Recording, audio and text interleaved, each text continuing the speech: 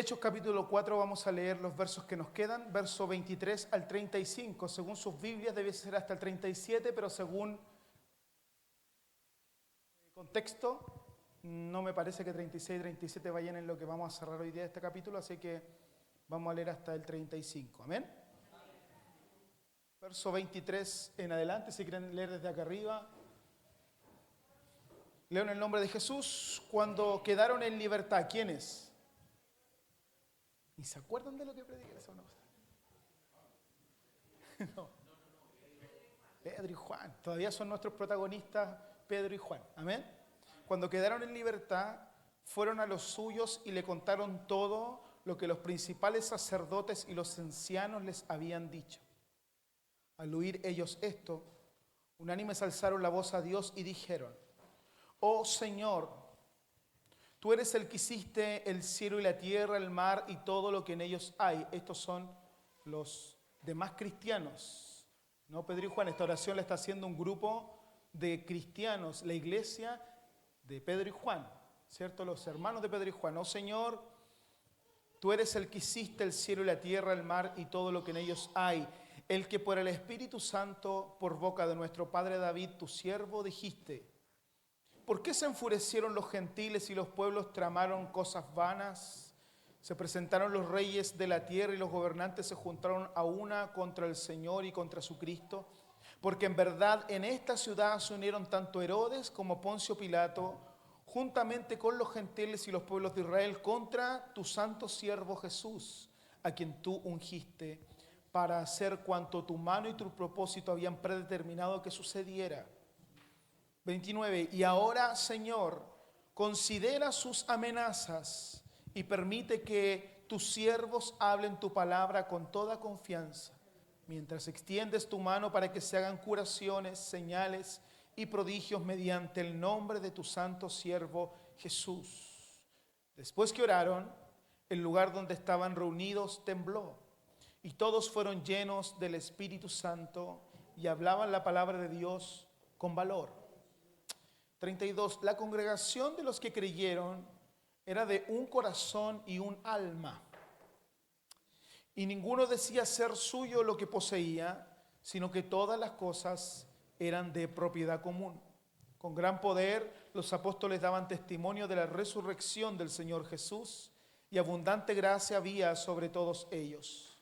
No había, pues, ningún necesitado entre ellos, porque todos los que poseían tierras o cosas las vendían, traían el precio de lo vendido y lo depositaban a los pies de los apóstoles, y se distribuía a cada uno según su necesidad. Amén y amén. Capítulo 4 y final. Ya después veremos, en 2 semanas más seguimos con el 5, si Dios lo permite. Vamos a orar. Padre, háblanos en esta hora. Estamos dispuestos en nuestros corazones a oírte. Que tu palabra, Señor, se mueva con libertad. Queremos escuchar tu voz, no una voz de hombre, sino la voz de Dios. Tu palabra la expuesta, Señor, y no la mía.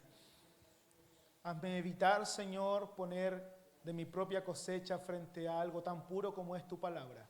Que sea ella la que nos hable, ella la que nos instruya, la que nos dirija. Que todo lo que aprendamos sea, Señor, la palabra leída. Háblanos. Lo rogamos a través del santo nombre de Jesús. Usa mis labios de barro. En el nombre de Jesús. Amén. Amén. Pueden sentarse.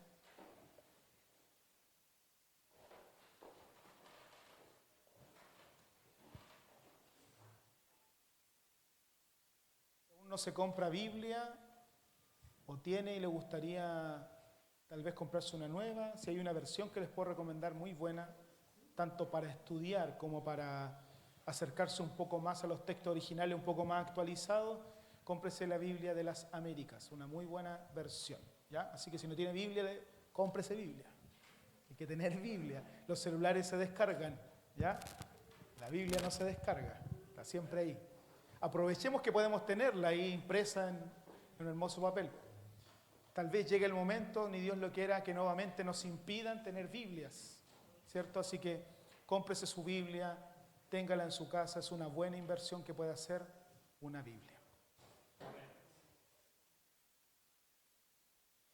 Al iniciar esta última parte ya del capítulo 4 es considerable, es notable considerar que la iglesia tenía una mentalidad de cuerpo.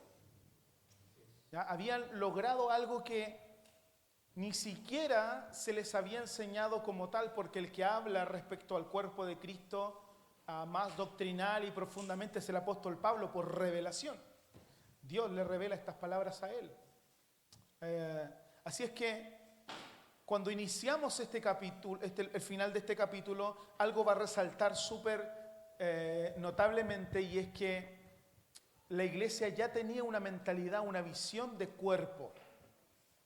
Si bien es cierto, Pedro y Juan fueron quienes a causa de predicar el evangelio habían sido encarcelados, la iglesia no se quedó indiferente ante esta situación. Fácilmente podrían haberse hecho a un lado, no nos metemos en esto, ellos sí quisieron meter en este problema por predicar, nosotros le dijimos que no lo hicieran, porfiaban. Pero la iglesia se involucró en este momento difícil que estaban viviendo el apóstol Pedro y el apóstol Juan. El verso 23 nos relata que Pedro y Juan comentan lo que les sucedió y dice: cuando quedaron en libertad, Pedro y Juan fueron a lo suyo y le contaron todo lo que los principales sacerdotes y los ancianos le habían dicho. Y esto, al contarlo, provoca que la iglesia inicie un tiempo de oración y clamor por sus hermanos apóstoles. El verso 29 dice que comenzaron a orar diciendo: ahora, Señor, considera sus amenazas y permite que tus siervos hablen con tu palabra con toda confianza, mientras extiendes tu mano para que se hagan curaciones, señales y prodigios mediante el nombre de tu santo siervo Jesús. Es importante considerar entonces que la iglesia estaba involucrada frente a esta situación difícil que estaban viviendo los apóstoles. El sentir de cuerpo de Cristo, de comunidad, que se inicia en Hechos capítulo 2, que ya lo vimos hace unas varias semanas atrás, continúa firme y estable al finalizar el capítulo 4, no se pierde. Se mantiene este sentir de cuerpo de Cristo, este sentir de comunidad cristiana. Así que Pedro y Juan se volvieron valientes portadores del Evangelio de Cristo, no solo porque el Espíritu Santo los llenaba de ese valor, sino porque tenían una iglesia tras ellos clamando a Dios. Eso nos enseña la importancia de los grupos de oración de intercesión. Dios nos permita levantar más gente que intercede. Es muy importante la labor que hacen nuestras hermanas en la semana cuando se reúnen por la mañana, por la noche a orar por la iglesia. Es necesario los grupos que interceden por los que trabajan en la obra de Dios. Y Pablo, respecto a esta mentalidad de cuerpo, nos enseña muy claramente en el libro de 1 Corintios capítulo 12, que si usted puede leerlo completo, hágalo, pero le voy a leer solo unos pocos versos. El verso 12, Pablo dice: porque así como el cuerpo es uno y tiene muchos miembros, pero todos los miembros del cuerpo, aunque son muchos, constituyen un solo cuerpo, así también es Cristo. Verso 26, y si un miembro sufre, todos los miembros sufren con él. Si le duele la cabeza, le duele todo el cuerpo. Todos los hombres. Veamos, y es como que estamos ya armando el testamento, ¿cierto? ¿Nos duele algo? Nos duele todo. ¿Alguien se ha pegado en el dedo chico del pie? Sí. Duele todo. Increíble como una muela, un dolor de muela afecta el cuerpo completo, el funcionamiento del cuerpo. Una uña que se encarne, que pinche, ¡ay, qué duele! Si un miembro del cuerpo se duele, dice Pablo, todos los miembros sufren con él. Y si un miembro es honrado, aquí ya está hablando respecto a los miembros del cuerpo de Cristo, si un miembro es honrado, todos los miembros se regocijan con él. ¿Cierto? No se da mucho, pero en la iglesia se debe dar. Si un miembro es honrado, todos los miembros se regocijan con él. En el mundo, generalmente en nuestra sociedad, eso no se da.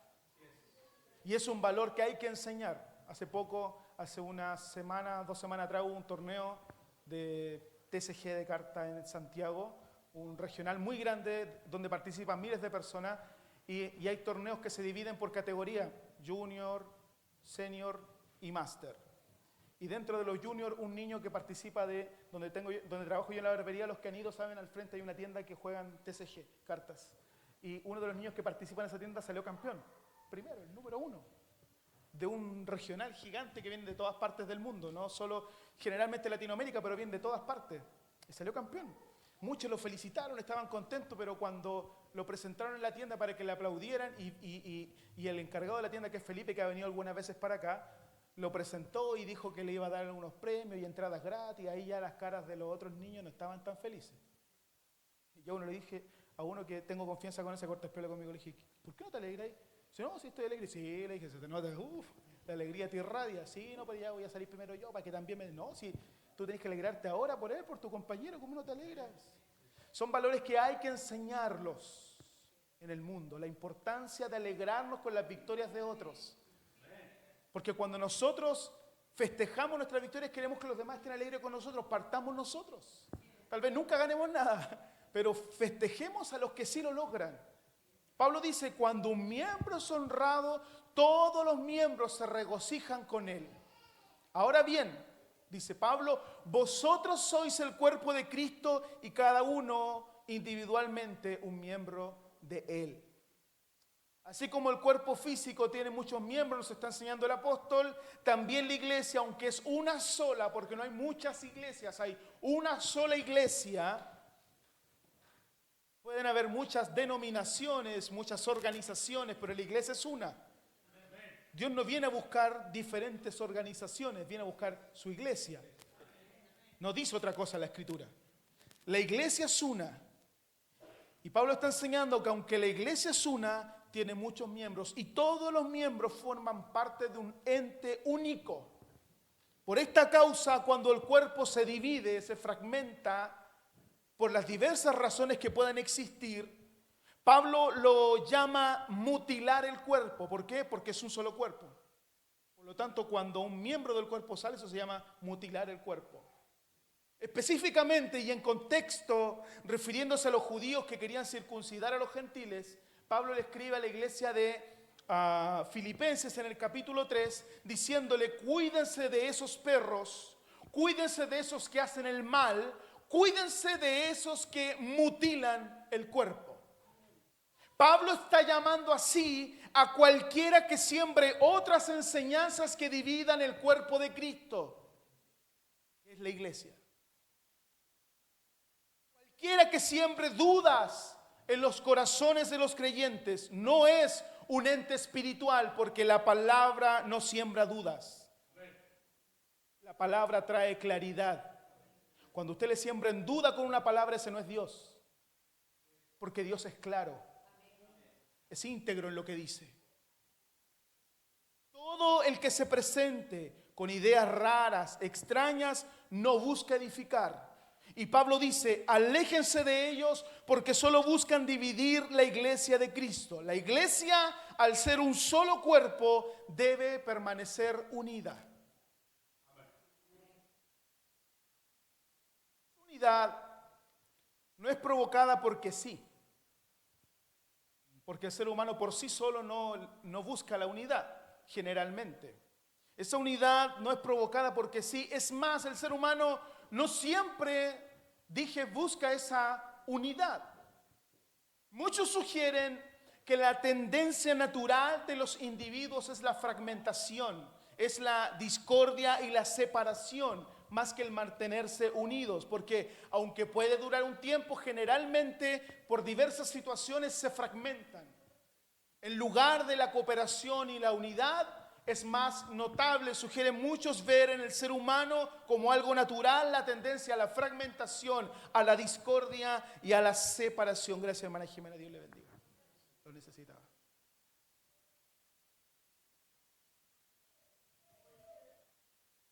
Esta división puede manifestarse en diversos niveles, hasta desde la falta de empatía individual hasta las grandes divisiones sociales y políticas. Hay algunos puntos que explican por qué esta percepción es frecuente. Primero, por la naturaleza humana, porque algunos argumentan que en la tendencia natural del ser humano a la división es porque eso está arraigado en nosotros, en nuestra naturaleza, como, con factores como el ego, la competencia y la búsqueda de poder.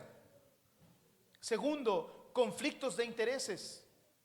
En un mundo con recursos limitados, con sistemas desiguales, los individuos y los grupos en general pueden entrar en conflicto por el acceso a esos recursos y la búsqueda de la dominación, de dominar.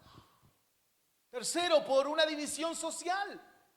Las divisiones sociales están basadas en la raza, en la religión, en la clase, en la nacionalidad, en ideologías, en la cultura, en la edad. Todos estos aspectos sociales pueden crear barreras entre los individuos y obstaculizar la unidad.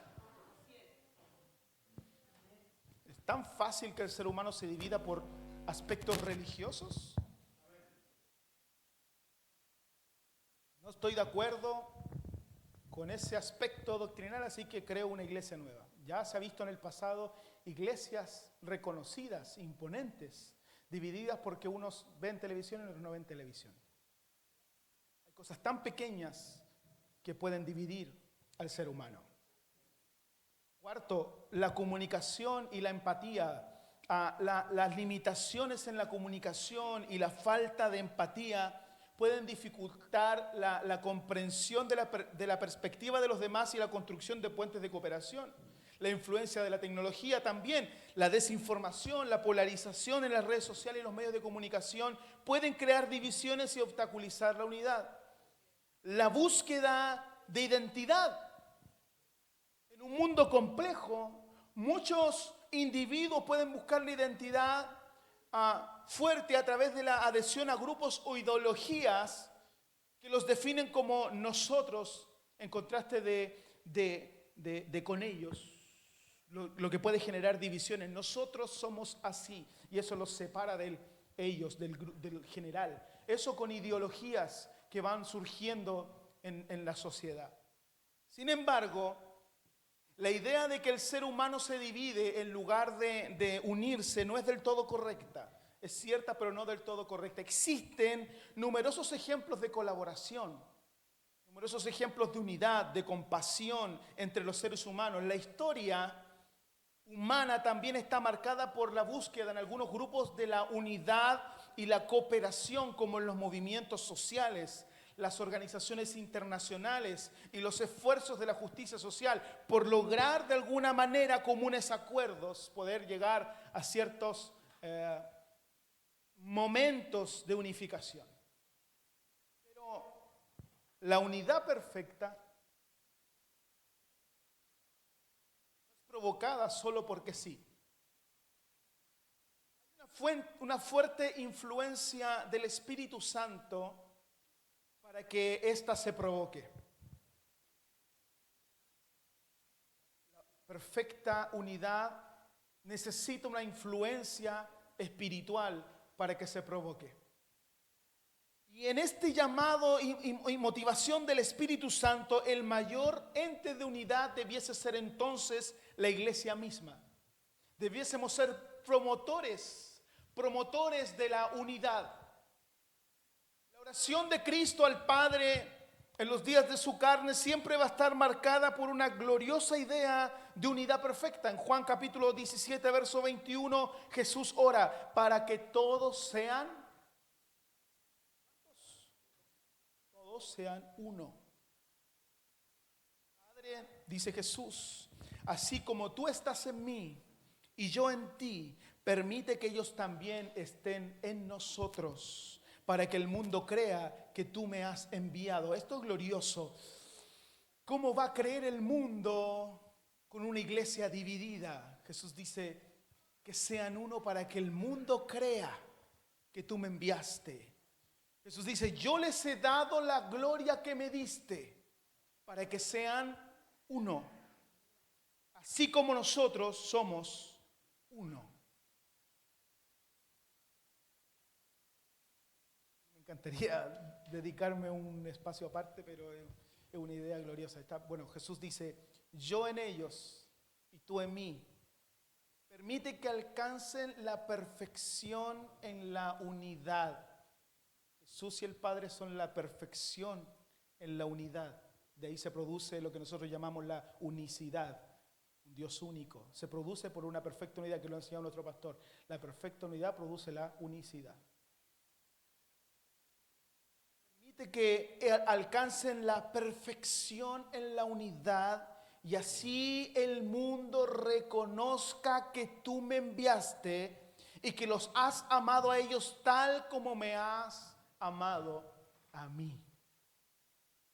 Fijémonos cómo luego de la oración realizada por la iglesia en el capítulo 4 que estamos estudiando de Hechos, finalizando este capítulo, en favor de sus hermanos apóstoles, la respuesta es la siguiente: un mover sobrenatural del Espíritu Santo, que respaldó este clamor por los hermanos. Una oración por sus hermanos es respaldada por el mover del Espíritu Santo. Hechos 4:31. Después que oraron, ¿por qué no antes? ¿Por qué no previo a la oración? ¿Por qué no fue un mover en el momento en que estaban en la cárcel ahí para que... No, Jesús provoca un mover sobrenatural cuando se unen en oración por sus hermanos. Después que oraron, el lugar donde estaban reunidos tembló. Otra vez, Pentecostés, recuerden Hechos 2, el lugar donde estaban congregados orando unánimes, tembló. Y fueron todos llenos del Espíritu Santo. Otra vez, todos llenos del Espíritu Santo y hablaban la palabra de Dios con valor. El cierre central del capítulo 4 que estamos cerrando ya ahora, el día de hoy, es mostrarnos cuán importante es y seguirá siendo que la iglesia mantenga siempre vivo el concepto de comunidad. Ellos no lo perdieron. Verso 32 hasta el 35. La congregación de los que creyeron eran de un corazón y un alma. Y ninguno decía ser suyo lo que poseía, sino que todas las cosas eran de propiedad común.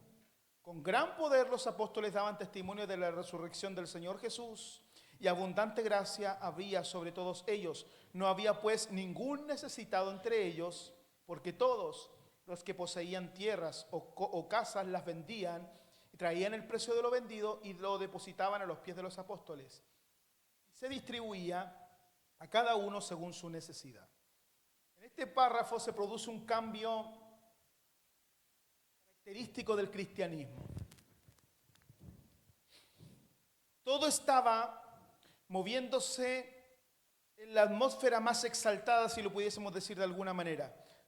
Se pensaba en Dios en la iglesia, estamos hablando de este momento, se pensaba en Dios, se pedía el Espíritu Santo y se citaban pasajes maravillosos del Antiguo Testamento. Estaban orando para que descendiera el Espíritu, se pensaba en Dios y recibían enseñanzas del Antiguo Testamento. Era un momento de exaltación, el momento más exaltado que vivía la congregación. Mas por mucho que estos primeros cristianos o la iglesia primitiva tuviese esos momentos de gran elevación espiritual, por mucho que tuviesen esos momentos y que los necesitamos momentos de elevación espiritual, necesitamos vivir al Espíritu Santo moviéndose en medio nuestro cada vez que nos reunimos, necesitamos que la palabra de Dios se mueva y fluya con libertad, lo necesitamos esos momentos de elevación. Pero por más que estos cristianos tuvieran momentos de gran elevación, jamás, escuche esto, jamás olvidaban que algunos no tenían lo necesario y los tenían que ayudar.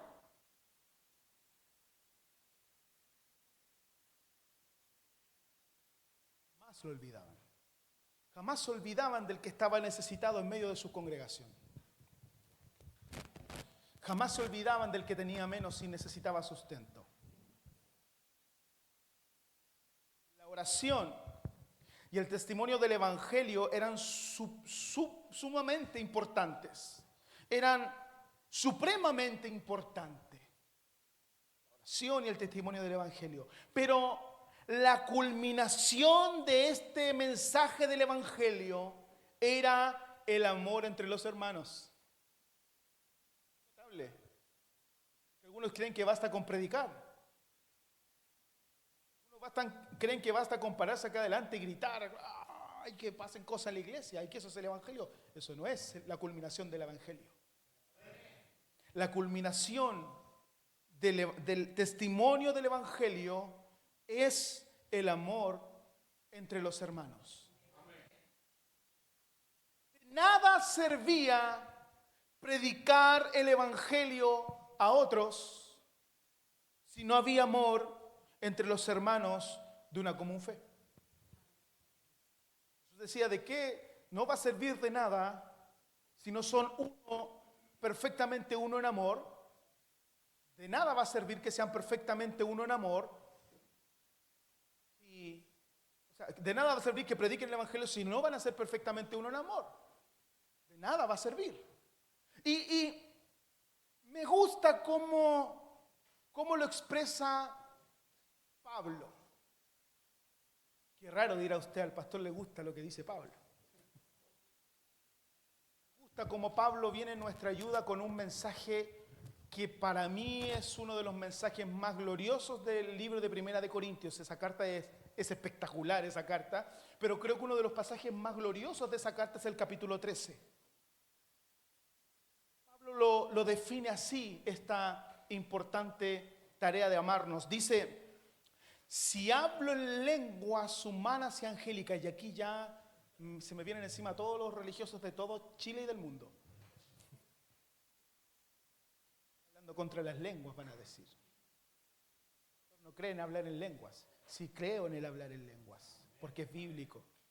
Están las lenguas que Dios usó como milagro en Hechos capítulo 2 para que hablaran el idioma de los extranjeros, pero también existen las lenguas angelicales, que es otro don.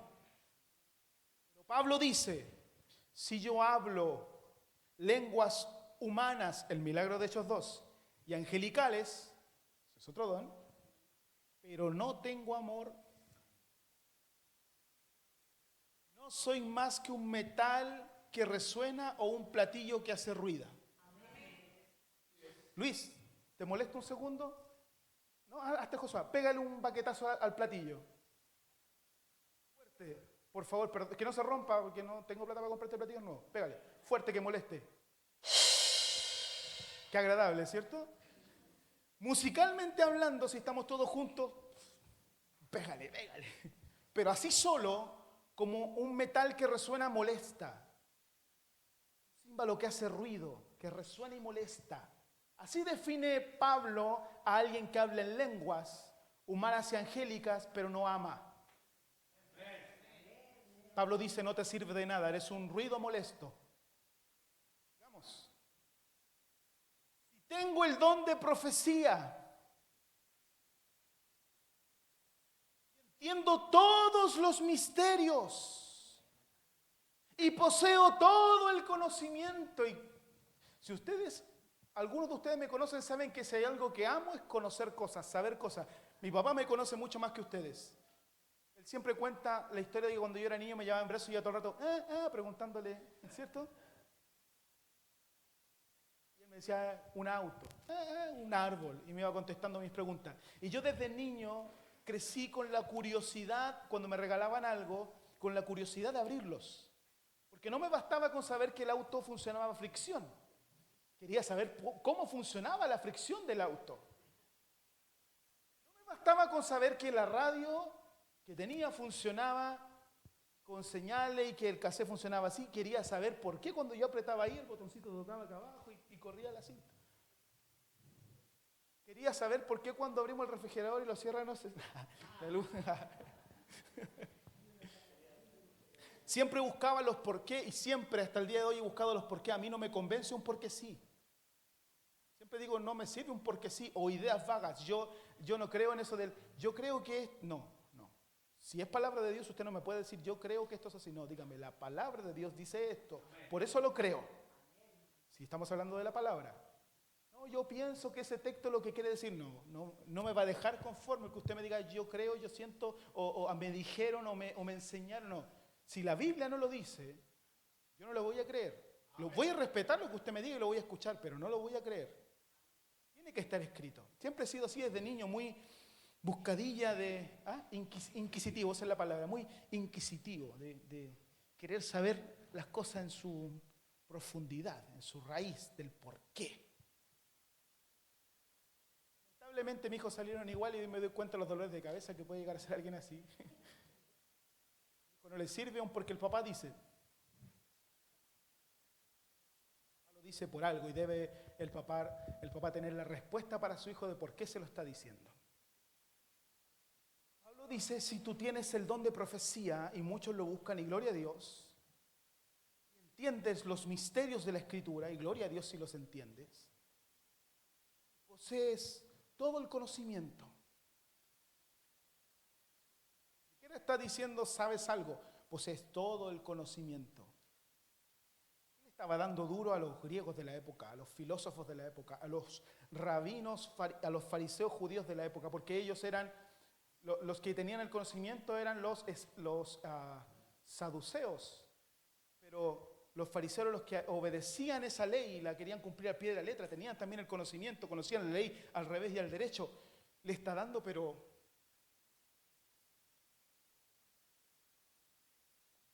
como el bombo en el estadio, que suene. Dice, aunque ustedes tengan todo el conocimiento, tengan el don de profecía, sepan todos los misterios, y aquí se va más en la profunda Pablo, y aquí ya da un batacazo final que nadie puede dar la vuelta. Dice, y si tengo una fe que logra trasladar montañas, me falta el amor, no soy nada.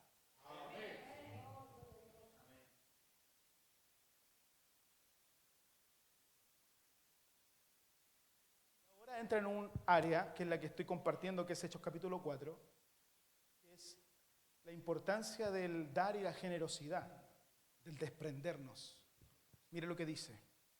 Si reparto entre los pobres todo lo que poseo. ¿Alguien haría eso? Difícilmente. Quería tener ese corazón. Dice, si reparto entre los pobres todo lo que poseo, no una parte de lo que tengo, porque siempre hablamos con mi papá, en la Teletón nos da como un poco de, es bonito, pero como que es un poco triste ver que están dando una ínfima parte de lo que poseen, pero delante de los demás, 1.000 millones, 2.000 millones, se ve espectacular, ¿cierto? 500 millones está en la empresa, a pesar que es lo que nosotros mismos les damos, pero bueno, es otro tema. Se ve espectacular. 1.000 millones, pero si seamos serios, eso es una ínfima parte de lo que tienen y poseen. Pablo dice, si reparto entre los pobres todo lo que poseo. Y más profundamente ahora entra a un ámbito de lo que hizo Cristo, de entregarse a sí mismo. Pablo dice, si entrego mi cuerpo para que lo consuman las llamas. Y Pablo dice, pero ¿no tengo amor? ¿Cuál es la diferencia ahí? Porque si yo doy y me desprendo de todo, es porque lo estoy haciendo de corazón, de amor, y no es así. A veces las cosas no se hacen por amor. A veces las cosas son para que los demás vean. Miren los 1.000, 2.000 millones que está entregando. Wow. Ese empresario haciéndolo para que le baje el IVA. No, mira ese empresario todo lo que está dando. Wow, 2.000 millones. Pero no necesariamente ahí hay amor. Dice, si lo vas a dar, si lo vas a hacer, Dios sabe y conoce lo que hay en tu corazón y sabe cómo lo estás haciendo. Y dice, si no tengo amor para hacerlo, nada gano con eso. Nada gano con eso. Ya concluyo.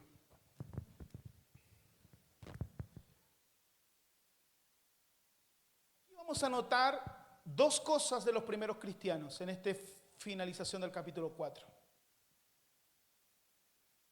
Primero, tenían un vivo sentir de responsabilidad de unos con otros. Tenían un vivo sentir de responsabilidad de unos con otros. Eso se lo prediqué un tiempo muy constantemente, ¿se acuerdan? En Santa Inés, qué manera de predicar el uno a otro. Yo los tenía aburridos, todos los miércoles lo mismo. El pastor no tiene más predicaciones, sí, pero llegaba a lo mismo. Tomaba otra historia, pero llegaba a lo mismo. La importancia del unos a otros. ¿Y por qué siempre llegaba a lo mismo? Porque creo fielmente en mi corazón, con todo mi ser y con todas mis fuerzas, que como se nos olvida algo tan trascendental como es la preocupación los unos por los otros, debo constantemente repetirla hasta que los aburre y lo aprendamos y se internalice en nosotros. Encontramos aquí entonces, primero, que la iglesia tenía un vivo sentido de la responsabilidad de los unos con los otros. ¿Cuál fue la oración de Jesús por lo que llegaría a ser la iglesia? Fue que todos sus miembros fueran una sola cosa, como lo era Él y el Padre. Juan 10:30.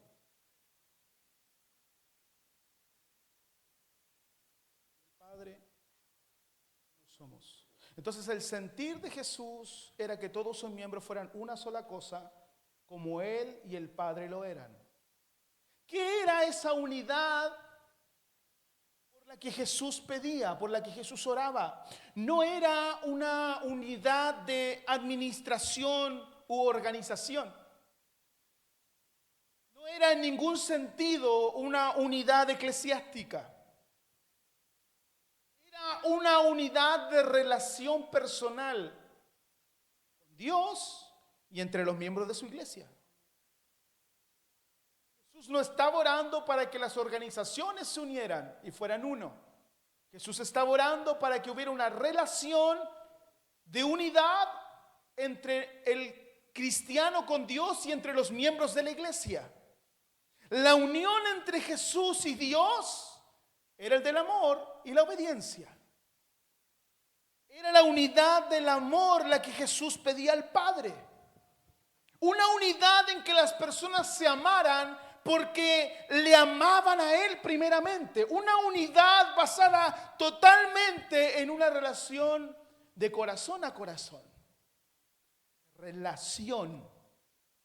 Los cristianos no van a organizar sus iglesias, y lo he dicho muchas veces, de la misma forma en todas partes.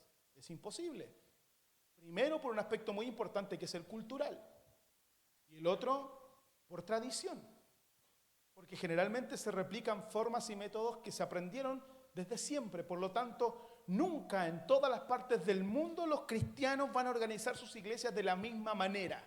Nunca van a dar culto a Dios de la misma forma, exactamente igual en todos los lugares. Ni siquiera van a llegar a creer exactamente las mismas cosas y de la misma manera. Pero si nos amáramos realmente los unos a los otros y a Cristo, no habría iglesias que excluyeran a nadie que fuera discípulo de Cristo.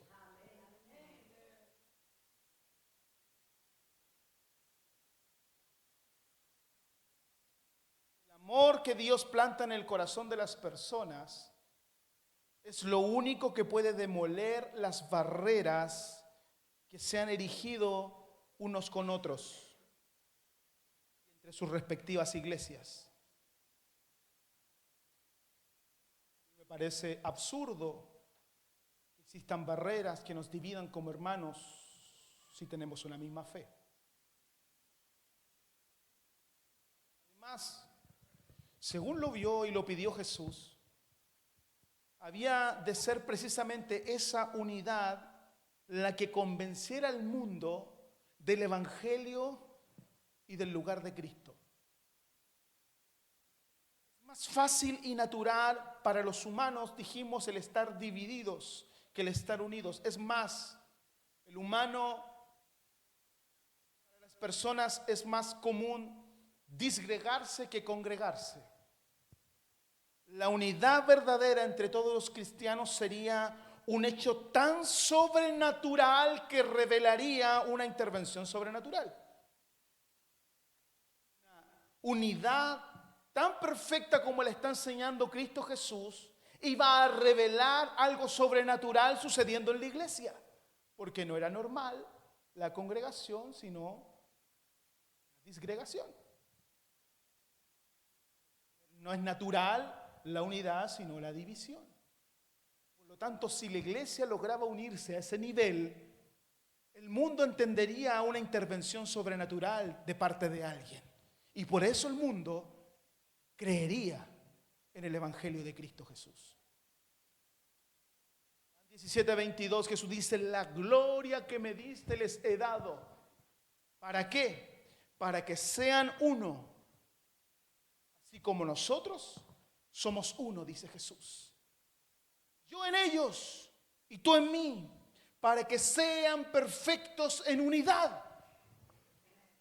Para que el mundo conozca que tú me enviaste. Y que los has amado a ellos como también a mí me has amado.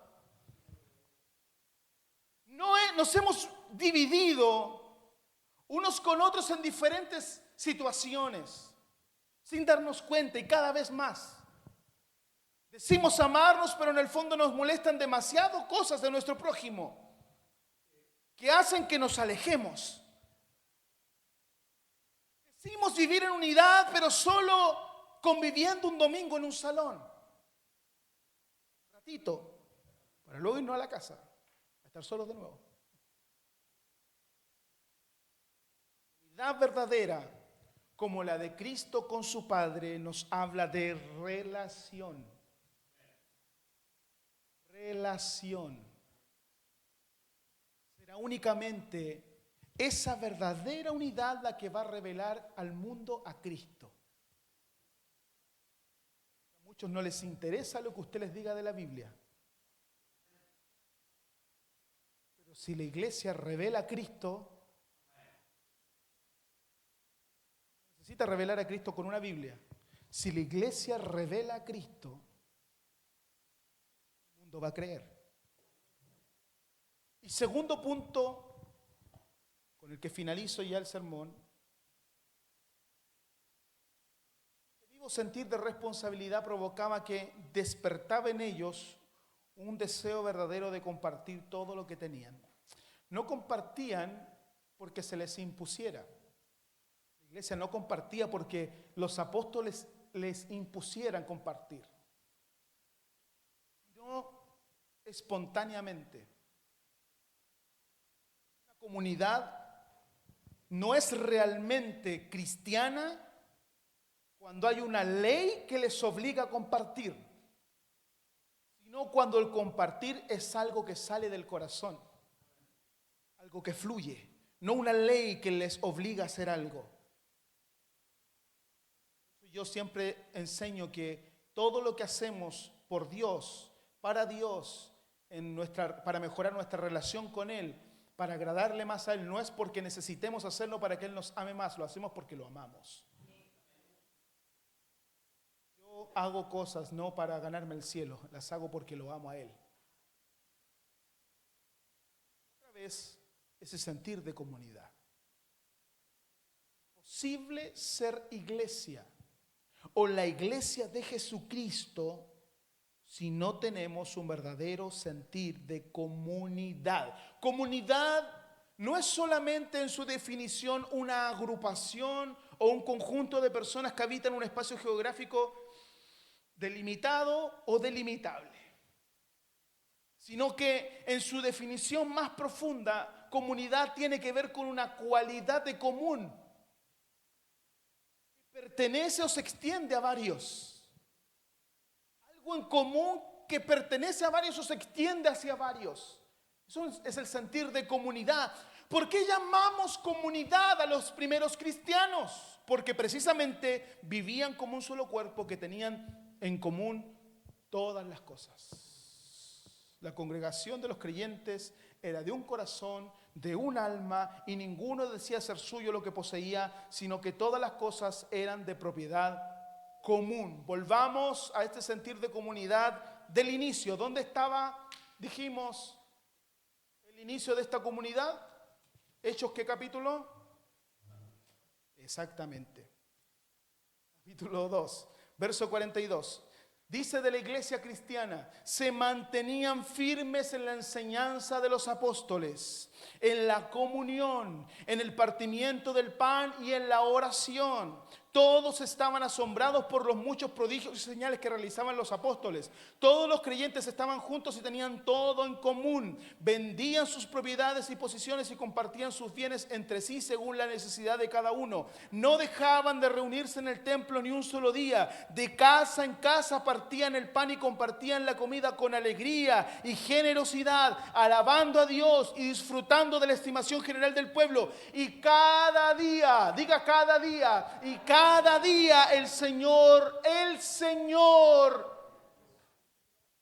no los inventos que hagamos nosotros, que pueden ser buenos y motivacionales y bonitos, el Señor añadía al grupo los que iban de ser salvos.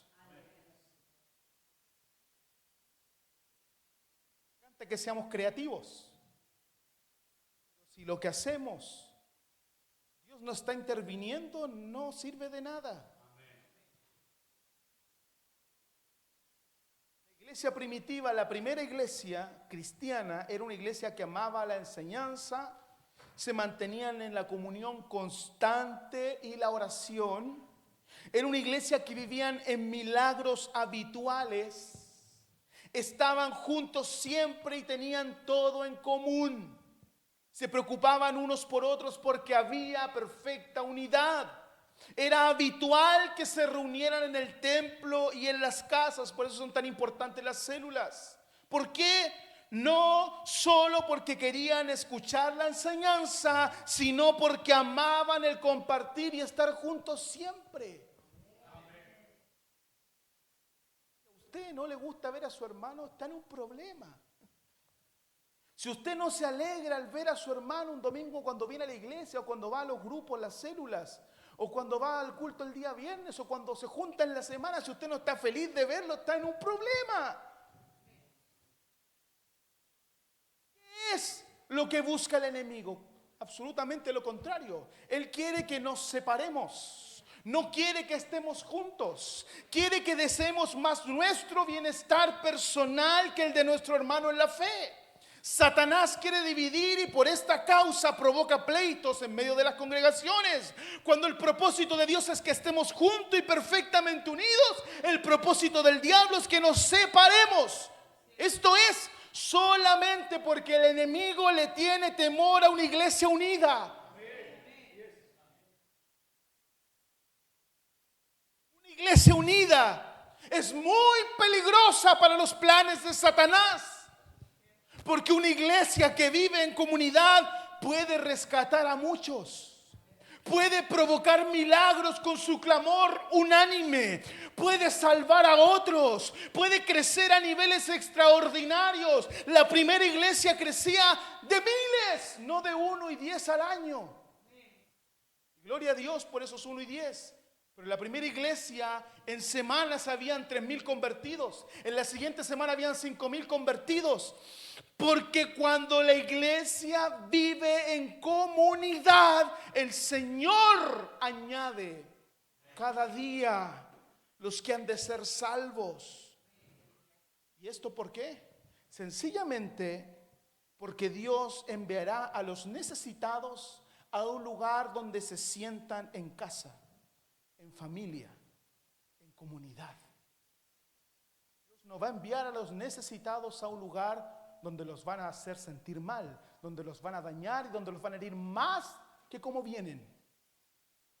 Dios añadía a su iglesia a los que habían de ser salvos a un lugar donde se sentían en casa, en familia, en comunidad. Dios no añadirá a un lugar gente donde es un ejército de soldados que remata a sus soldados. Dios va a añadir gente a un lugar donde sus miembros se saben respetar a pesar de sus diferencias. Se saben amar a pesar del rencor que reina en medio del mundo. Saben abrazarse aún cuando no pensemos igual en algunas cosas. En lo primordial, tengamos amor. unidad. Después lo demás.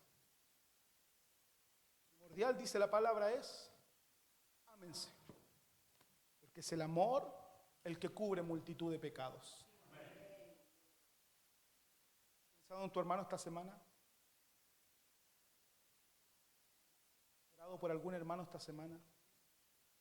¿Hay alguien aquí que llegó y estuvo en tu mente durante la semana? ¿Hay alguien aquí que no llegó y estuvo en tu mente y no oraste por él? ¿O no lo llamaste o no le escribiste? Hermanos que participaban de nuestros cultos en Santa Inés saben que yo les inculcaba siempre: termina el culto, mándenle un mensaje a alguien.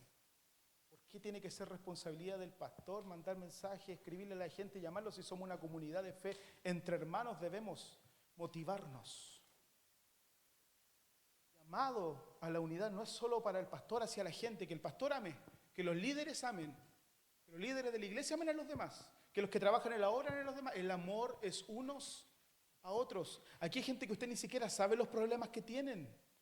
Siempre digo, usted no tiene idea de las cosas que muchos hermanos pasan en la semana. ¿Y por qué? Somos uno. Tengo que tener claro qué le pasa a mi hermano para orar por él, para clamar por él, por la necesidad de él. Hermano, te falta algo. Hermano, has pasado necesidad, has pasado hambre. Aquí estoy yo para ayudarte, para apoyarte. Hermano, estás pasando por enfermedad. Permíteme orar por ti. Hermano, necesitas un consejo. Aquí estoy para escucharte, para darte una palabra de aliento. Eso es unidad de iglesia. Eso es ser cristianos.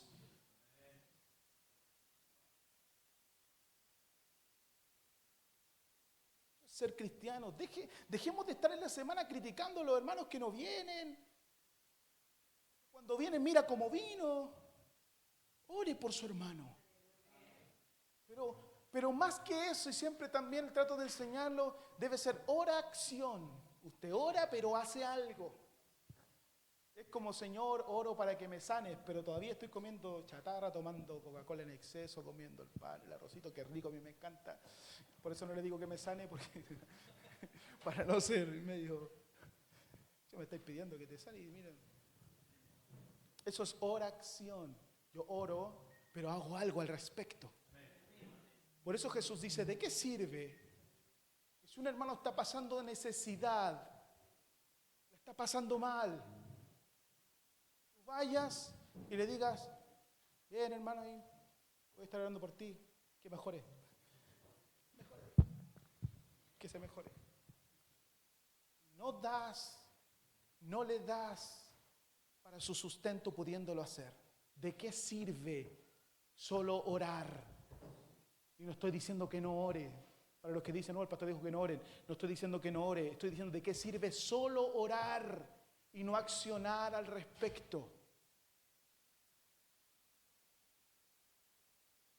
Eso, y lo vamos a hacer hoy igual, cuando yo hago enseñanzas o predicaciones sobre la importancia de la comunidad, de unos a otros, hago que oremos por alguien más, por su necesidad, porque cuando el Espíritu Santo desciende en medio de la iglesia, usted no necesita necesariamente saber lo que está viviendo su hermano. El Espíritu se lo va a revelar y va a orar por él y va a accionar al respecto. Y si usted se da cuenta de la necesidad de alguien, el Espíritu Santo va a poner en su corazón para cubrir esa necesidad de su hermano. No necesariamente económica, no estoy hablándole de plata, porque sé que a muchos le duele. Si estoy al 3 o al 4 y el pastor me está hablando que tengo que ir a ayudar al hermano que le está pasando mal, supiera él lo que... Bueno, si usted supiera el Dios que yo conozco, lo haría, pero ahí hay que trabajar todavía. Difícilmente usted va a pescar toda la mercadería que tiene en su casa y se la va a llevar a otro hermano. Estamos orando por eso, por ese proceso. En algún momento voy a lograrlo. Quiero lograrlo. Creo en un Dios que provee, esa es mi fe. Yo no le pido a Dios que me haga rico ni multimillonario. Le pido que me ponga un corazón generoso para poder dar y que Él me provea. Esa era la diferencia de la comunidad cristiana de Hechos, que dice que ellos vendían las cosas y las ponían en los pies de los apóstoles. ¿Por qué? Porque así nadie tenía necesidad de nada. Todo se le repartía de manera equitativa. Hoy en día es muy difícil ese formato de comunidad. Muy antiguo. Es muy difícil. Pero podemos copiar ciertas cosas de esa comunidad de fe que nos van a hacer crecer como iglesia en Cristo. Marta, por acercarse a su hermano. conversar con Él, por preguntarle cómo está. Necesitas que ore por ti. Pregunto, ¿cuántos durante esta semana le escribieron, por ejemplo, al Cevita? Cevita, sé que por la pega no hay podido venir, ¿cómo estás? Ánimo, hermano, ya el Señor te va a dar un trabajo con los horarios que tú quieres.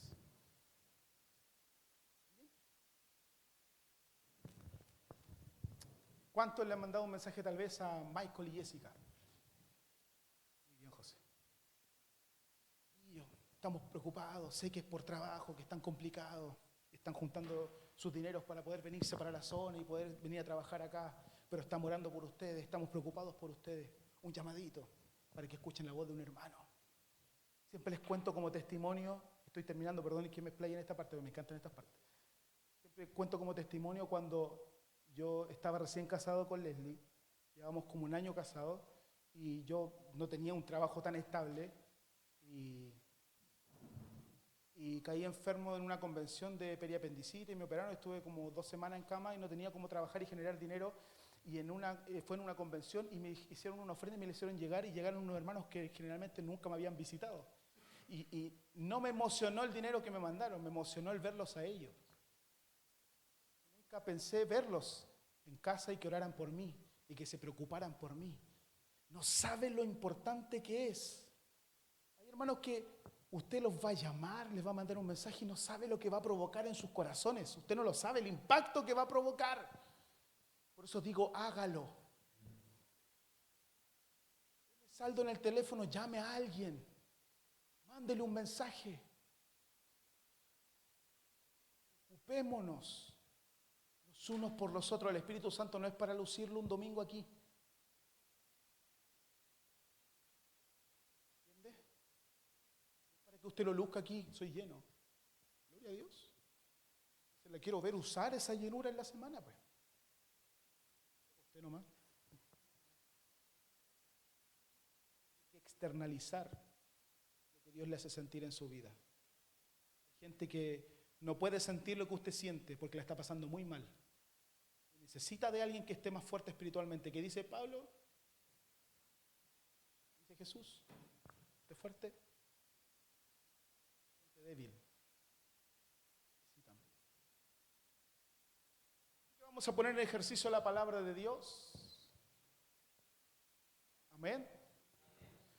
Gracias Luis, gracias José. Vamos a poner en ejercicio la palabra de Dios.